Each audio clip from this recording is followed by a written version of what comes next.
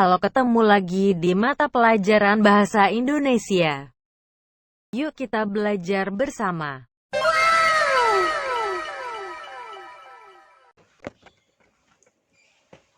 Halo semua, Assalamualaikum. Bagaimana kabarnya anak-anak? Semoga selalu sehat ya. Amin ya robbal alamin. Sebelumnya perkenalkan, nama Ibu Monika Arfiani. Kalian bisa panggil saya Ibu Monik atau Ibu Monika. Senang sekali rasanya bisa menyapa kalian dalam video pembelajaran pada kali ini. Baiklah anak-anak, sebelum kita mulai, alangkah lebih baiknya kalau kita berdoa menurut agama dan kepercayaan masing-masing, agar pembelajaran kita pada hari ini dapat membawa banyak manfaat. Baik, Ibu pimpin ya. Berdoa mulai. Amin, selesai. Oke, anak-anak, langsung saja ya kita masuk ke pembelajaran pada hari ini. Mari sama-sama kita simak video pembelajaran berikut ini. Materi tentang surat pribadi dan surat dinas. Oke, mari kita simak bersama. Yang pertama, kompetensi dasar kita adalah mengidentifikasi informasi dari surat pribadi dan surat dinas yang dibaca ataupun diperdengarkan. Yang kedua adalah menyimpulkan isi dari surat pribadi dan surat dinas yang dibaca ataupun diperdengarkan. Selanjutnya, tujuan pembelajaran kita untuk kali ini adalah Ibu harap dari pembelajaran kali ini kalian dapat mengidentifikasi informasi dari surat pribadi serta menyimpulkan isinya dengan tepat. Dan juga kalian bisa membedakan apa perbedaan dari surat pribadi dan surat dinas berdasarkan ciri-ciri maupun karakteristiknya. Lalu mengidentifikasi informasi surat dinas dan menyimpulkan berdasarkan isinya. Oke, langsung saja. Untuk yang pertama, kita akan mengidentifikasi informasi dan menyimpulkan surat pribadi. Nah, kalian pasti tidak sih nggak mendengar kata surat? Surat itu apa sih? Yang pertama, kita akan membahas tentang surat pribadi. Jadi, pada pembahasan kali ini ada dua jenis surat yang akan kita bahas. Yang pertama, surat pribadi, dan yang kedua adalah surat dinas. Kita masuk ke surat pribadi terlebih dahulu ya. Yang pertama, surat pribadi. Surat pribadi adalah sebuah bentuk komunikasi tulis yang dilakukan oleh seseorang kepada orang lain. Jadi, sebagai pribadi, bukan sebagai wakil atau urusan yang berkaitan dengan dinas, seperti misalnya sekolah, perusahaan, kantor, kelembagaan, bukan ya. Tapi surat pribadi itu lebih kepada orang satu kepada orang yang lain, seperti itu. Dan urusannya adalah urusan pribadi. Kita lanjut ya. Nah, contoh dari surat pribadi. Kalian pasti pernah mendengar sahabat pena, bukan? Nah, jadi salah satu contohnya adalah surat menyurat dengan sahabat pena. Mungkin kalau sekarang kalian sudah apa sih sahabat pena? Kan kita bisa menggunakan WhatsApp, bisa menggunakan Gmail, Line, ataupun yang lainnya. Tapi ternyata surat pribadi seperti sahabat pena, saling surat menyurat, bertukar kabar dengan sahabat di lain daerah, di luar wilayah, melalui surat itu cukup mengasihkan loh. Contohnya, ada salah satu orang yang bernama Raisa, dia mempunyai sahabat pena, yaitu Afgan. Nah, mereka sama-sama siswa SMP dan mereka menjadi sahabat pena. Contohnya seperti itu. Nah, sebetulnya apa sih Bu kegunaan surat pribadi? Kan kita bisa menggunakan WhatsApp, seperti yang tadi Bu Monik sudah bilang. Kita bisa menggunakan WhatsApp maupun Gmail, maupun Line, dan media-media surat atau media berkabar lainnya. Nah, sebetulnya kegunaan surat pribadi itu kita bisa memberikan kabar kepada orang lain yang di wilayahnya masih belum terkoneksi internet. Jadi komunikasi jarak jauh itu bisa dimanfaatkan melalui pengiriman surat. Seperti itu. Jadi kita bisa mengirim surat melalui pos dan kita bisa memberi kabar kepada teman kita, sahabat kita, orang tua kita yang masih belum terkoneksi oleh internet. Salah satunya seperti itu, karena tidak semua di wilayah Indonesia dapat dengan mudah menggunakan internet maupun alat komunikasi yang sudah canggih seperti yang kalian ketahui, seperti WhatsApp, Gmail, Line, Telegram, dan sebagainya. Seperti itu. Nah, yang berikutnya, apa saja sih fungsi dari surat pribadi? Surat pribadi memiliki fungsi. Yang pertama adalah sebagai alat bukti tertulis. Yang kedua, sebagai alat pengingat. Nah, pengingat untuk apa? Banyak sekali pengingat tentang momen-momen yang pernah terjadi ketika sudah besar ataupun ketika sudah kita beranjak dewasa, kita bisa membaca kembali surat-surat itu terkait dengan kisah-kisah yang pernah kita ceritakan kepada sahabat kita, kepada orang tua kita, maupun teman-teman kita. Yang ketiga, sebagai bukti sejarah, sebagai suatu kenangan. Karena bentuknya tertulis, sudah pasti ada bentuk fisiknya dan itu bisa kita simpan. Yang keempat, sebagai pedoman dalam bertugas atau dalam melaksanakan kegiatan.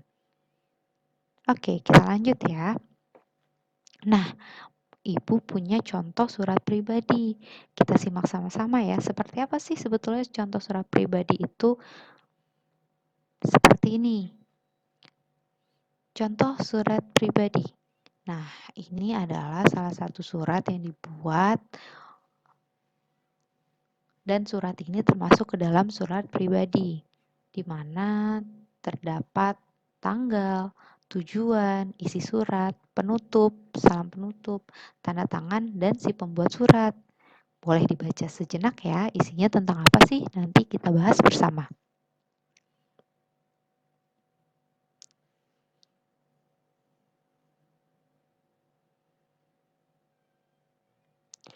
Oke, sudah dibaca kan? Nah, jadi kita dapat menyimpulkan bersama bahwa isi surat tersebut adalah seorang anak yang mengabarkan keadaannya dan akan segera pulang ke kampung halamannya. Di mana ibunya? Ya, betul sekali. Ibunya berada di Medan dan ia sedang melaksanakan atau menempuh pendidikan di Bandung. Seperti itu. Nah, ini adalah bahasa dalam menggunakan surat pribadi. Bahasanya cenderung santai, bahasanya cenderung tidak baku, namun masih menggunakan kaidah-kaidah kesopanan.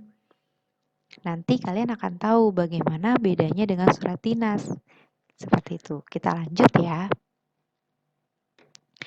Nah, jadi pada dasarnya surat pribadi digunakan untuk memberikan kabar, untuk memberikan ungkapan rasa rindu, atau bisa juga sekedar bercerita. Yang di dalamnya terdapat pertama ada tempat dan tanggal surat. Yang kedua harus ada alamat surat ya. Yang ketiga, ada salam pembuka, seperti tadi yang sudah Ibu bilang, harus tetap ada kaidah kesopanan. Yang keempat, isi surat yang meliputi pembuka, inti, dan juga penutup. Yang kelima, ada salam penutup, dan yang terakhir ada si pengirim yang terdiri dari nama dan juga tanda tangan. Oke, setelah kita membahas surat pribadi, tentu kalian sudah punya gambaran kan? Sekarang kita lanjut ya untuk membahas tentang surat dinas. Kita akan mengidentifikasi informasi dan juga menyimpulkan surat dinas. Sebelum kita lanjut, kalian harus tahu terlebih dahulu apa sebetulnya surat dinas itu. Surat dinas itu merupakan surat yang menyangkut persoalan tentang kedinasan. Nah, sudah ada perbedaannya ya. Kalau surat pribadi, dia menyangkut tentang pribadi seseorang kepada orang lain. Tetapi kalau surat dinas, dia menyangkut tentang persoalan kedinasan. Surat ini juga dimasukkan dalam surat resmi. Jadi bahasanya harus formal, menggunakan bahasa yang baku, harus sopan tentunya. Dan biasanya surat dinas ini dibuat atas nama instansi, misalnya sekolah, badan pemerintahan, kementerian, kantor, maupun perusahaan-perusahaan swasta, maupun lembaga-lembaga lainnya yang bisa saja ditujukan untuk instansi lain maupun perseorangan. Gitu. Kita lanjut ya. Oke, contohnya apa sih Bu? Contoh dari surat dinas. Nah, contoh dari surat dinas yang paling mudah adalah surat undangan pertemuan wali murid. Kalian pasti sudah sering kan mendapat surat ini untuk disampaikan kepada orang tua kalian. Pihak sekolah memberikan surat yang berisi pertemuan. Contoh, misalnya adalah pertemuan wali murid dengan pihak sekolah. Jadi, misalnya ditandatangani oleh kepala sekolah. Contoh, misalnya kepala sekolah SMPN 21 Tangsel mengirimkan surat kepada salah satu wali murid atau bisa saja kepada seluruh wali murid kelas 9. Ibu Monik ambil satu contoh, misalnya Ibu Lesti. Tidak ada Bapak Rizky Bilar, hanya ada Ibu Lesti. Kita lanjut ya. Seperti itu salah satu contoh dari surat dinas. Untuk isinya seperti apa sih? Bu Monik tentu sudah punya contohnya. Kita simak ya. Nah, ini adalah salah satu contoh dari surat dinas. Surat ini dibuat oleh Sekolah Menengah Pertama Sejahtera. Silakan kita baca bersama ya.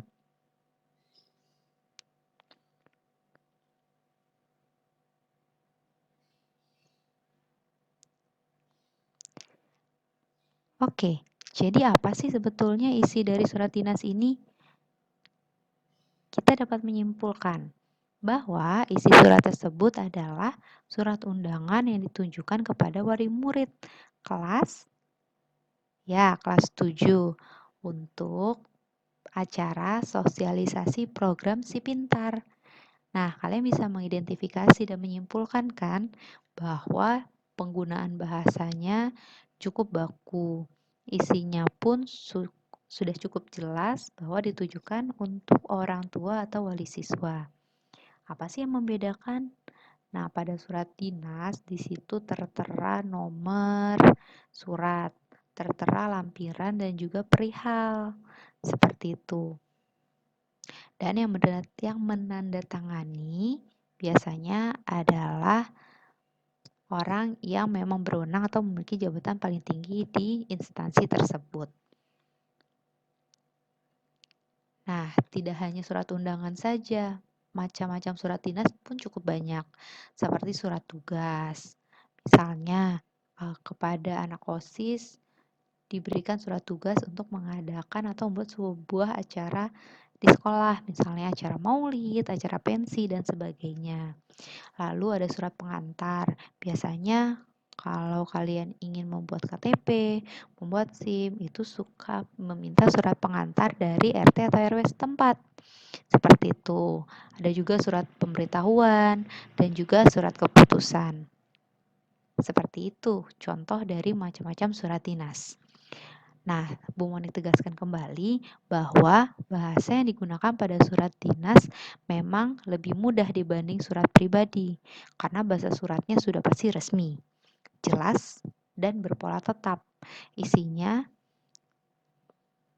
tidak perlu bahasa yang berbunga-bunga. Berbeda, jadi kalian sudah menemukan perbedaannya ya antara surat dinas dan juga surat pribadi. Nah, isi surat dinas cukup banyak dibanding dengan surat pribadi. Untuk isi surat dinas biasanya ada kepala surat atau kita lebih mengenal dengan kop surat yang menjelaskan instansi apa yang mengirimkan surat tersebut. Kalau dari sekolah biasanya kepala surat atau kop suratnya adalah instansi sekolah tersebut. Contohnya misal SMPN 21 Tangerang Selatan. Seperti itu. Yang kedua adalah tanggal pembuatan surat. Yang ketiga, nomor surat. Yang keempat adalah lampiran surat. Yang kelima, perihal surat. Lalu ada alamat suratnya, ada salam pembuka, paragraf isi surat, paragraf penutup surat, salam penutup, tanda tangan dan nama pembuat surat, dan yang terakhir ada tembusan surat. Nah, terkait dengan hal ini, kita akan membahas lebih dalam di pertemuan berikutnya terkait dengan struktur dan juga aspek kebahasan apa saja sih yang ada di dalam surat pribadi maupun surat dinas. Ini hanya gambaran kecil atau gambaran singkat dari surat dinas dan juga surat pribadi. Jadi dapat kita simpulkan bersama terkait dengan surat pribadi dan surat dinas bahwa yang pertama, perbedaan surat pribadi dan surat dinas. Ya, betul sekali. Dapat kita lihat dari penggunaan bahasa. Bahasa surat pribadi cenderung tidak terlalu resmi. Sedangkan untuk bahasa dari surat dinas sudah pasti resmi, formal, dan juga berpola. Untuk isi dari surat pribadi dan surat dinas, tentu kalian sudah tahu ya, untuk surat pribadi ditujukan untuk orang lain yang isinya bisa memberikan kabar, bisa cerita singkat, dan sebagainya. Sedangkan untuk surat dinas cenderung lebih formal, terkait dengan undangan, terkait dengan pemberitahuan, terkait dengan keputusan-keputusan yang berlaku, seperti itu. Dan juga kegunaan surat pribadi dan juga surat dinas. Sudah sangat jelas bukan perbedaan dari surat pribadi dan surat dinas. Semoga pembahasan kali ini dapat bermanfaat bagi kalian semua. Apabila masih ada hal yang kurang dipahami, kalian bisa mencari sumber referensi lain dan juga bisa menanyakan kepada Bapak Ibu guru terkait tentang pembelajaran pada hari ini atau materi kali ini. Terima kasih banyak, semoga bermanfaat.